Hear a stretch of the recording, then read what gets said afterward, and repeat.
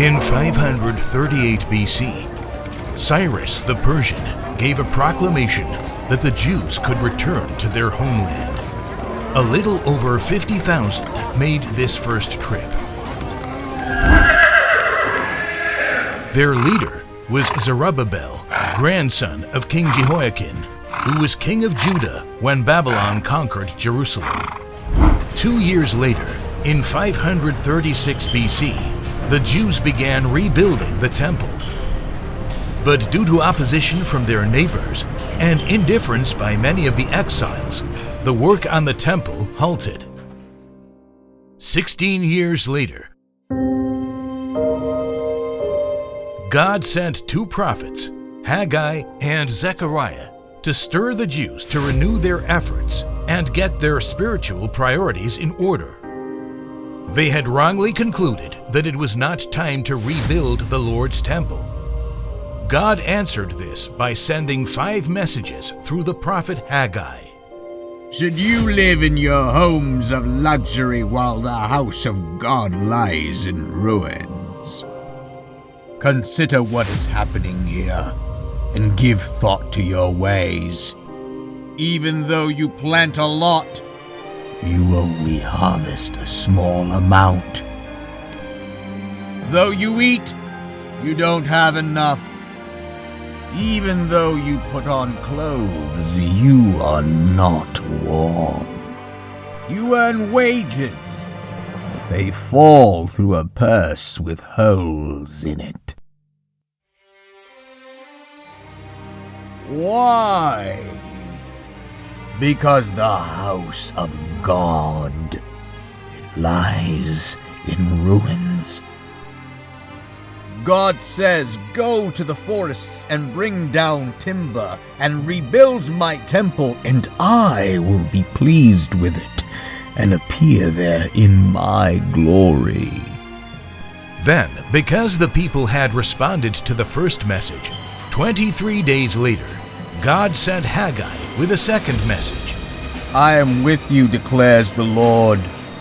Zerubbabel the governor, Joshua the high priest, and all the returned exiles were energized to know the Lord was with them in this work.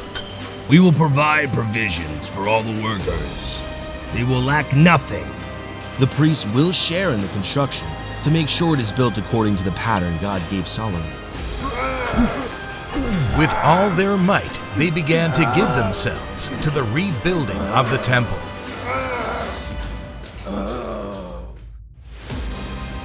But the temple that Solomon built for the Lord was so much greater than this. Yes, nothing could compare to it. In this context, Haggai delivered a third message to the exiles. God asks, those who saw this house in its former glory, how does it look to you now?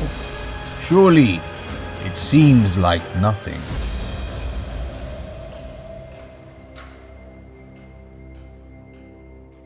Two months later, Be strong, Zerubbabel, declares the Lord. Be strong, Joshua the high priest. Be strong, all you people. I am with you. Remember my covenant when I brought you out of Egypt. The Lord Almighty says, in just a little while I will begin to shake the heavens and earth, and the oceans and the dry land. I will shake all nations, and the desire of all nations shall come to this temple, and I will fill this place with my glory, says the Lord Almighty. Haggai delivered a fourth message, with God instructing him to ask questions of the religious leaders. God asks, if one of you is carrying a holy sacrifice in his robes and happens to brush against some bread or wine or meat, will it too become holy? No, holiness does not pass to other things that way. But if someone touches a dead person, and so becomes ceremonially impure, and then brushes against something, does it become contaminated? Yes. You were contaminating your sacrifices with selfish attitudes and evil hearts. And not only your sacrifices, but everything else you did as a service to the Lord. And so everything you did went wrong.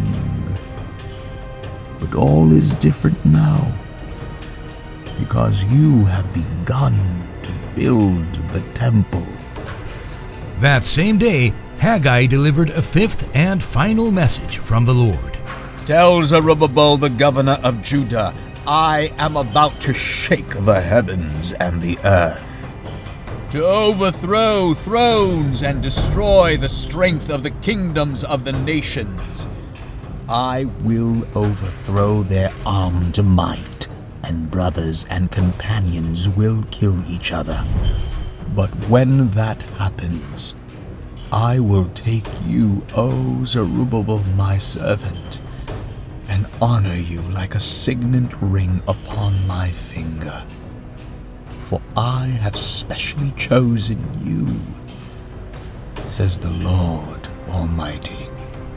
Haggai here is depicting the overthrow of the kingdoms of the world and the establishment of the Messianic kingdom. He looks to the day when the Messiah will reign on earth. The signet ring was a symbol of authority, honor, and power. God had removed the signet ring from Jehoiakim as they were taken into exile, but here it is renewed in the grandson of Jehoiakim as the official representative of the Davidic line, which will culminate in the millennial reign of Christ.